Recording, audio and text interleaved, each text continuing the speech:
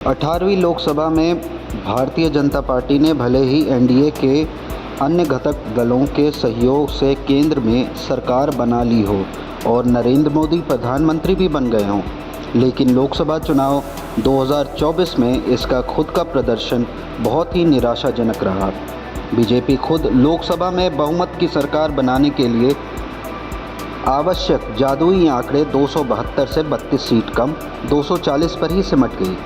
सत्ता संभालने के बाद अब बीजेपी अपने लोकसभा चुनाव के नतीजों की समीक्षा कर रही है।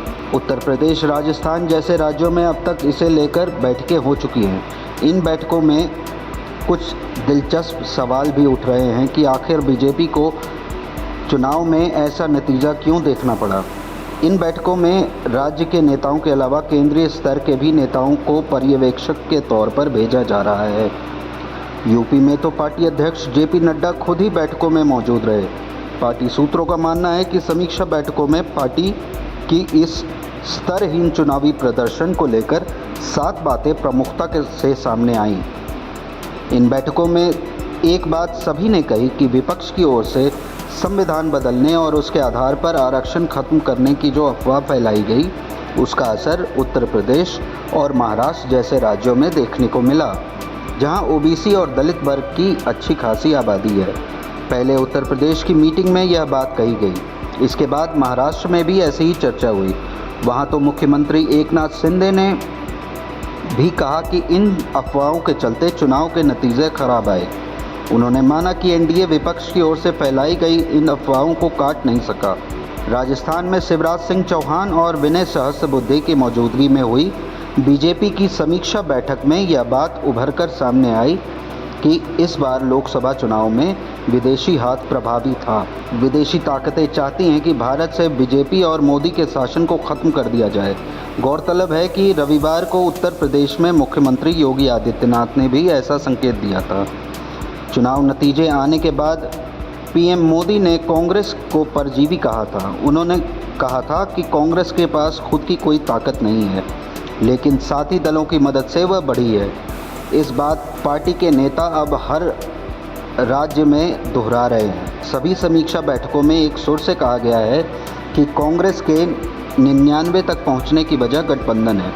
उत्तर प्रदेश और महाराष्ट्र जैसे राज्यों में उसे गठबंधन का फ़ायदा मिला है और सरकार के खिलाफ जाने वाला वोट जब एकजुट हुआ तो बीजेपी को नुकसान हुआ और कांग्रेस इसका फ़ायदा ले गई।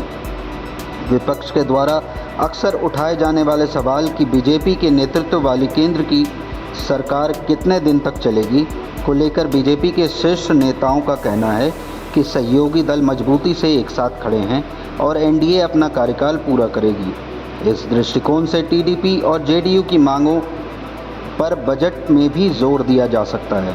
लोकसभा चुनाव के दौरान ब्रांड मोदी को लेकर भी समीक्षा बैठकों में चर्चा हुई। बीजेपी के सभी नेताओं ने एकजुट होकर पीएम नरेंद्र मोदी का जलवा कायम रहने की बात कही। इन नेताओं का कहना था कि पार्टी ने अति आत्मविश्वास और आपसी कलह की वजह से नुकसान उठाया है, लेकिन नरेंद्र मोदी का जलवा जनता के बीच पहले के ही तरह कायम रहा है। महाराष्ट्र में तो देवेंद्र फडणवीस ने डिप्टी सीएम के पद से इस्तीफा तक देने की बात कर दी थी और ख़राब नतीजों की जिम्मेदारी भी ली थी। हालांकि महाराष्ट्र के मुख्यमंत्री एकनाथ शिंदे ने मोदी मैजिक को लेकर कुछ सवाल ज़रूर उठाए थे। अति आत्मविश्वास को हार की वजह बताते हुए उत्तर प्रदेश के मुख्यमंत्री योगी आदित्यनाथ ने कहा कि हम लोग अति आत्मविश्वास में आ गए थे। इसका नतीजा है कि चुनाव पूर्व जो विपक्ष कहीं कोने में बैठा रहता था, वह चुनाव परिणाम आने के बाद उछल रहा है। समीक्षा बैठकों में बीजेपी की अंतर्कलह की भी बातें खूब सामने आईं। इसके अलावा पिछले दिनों जब उत्तर प्रदेश में संगठन महामंत्री बीएल संतोष आए थे, तब उस दौरान भी कई नेताओं ने कहा था, हमने आपसी कलह के चलते तमाम सीटें गंवा दी। मुजफ्फरनगर जैसी हाई प्रोफाइल सीट की तो इसे लेकर खूब चर्चा हो रही है। कहा जा रहा है कि यहाँ संगीत सोम और संजीव बालियान के बीच की आपसी कलह के चलते नतीजे बीजेपी के खिलाफ चला गया।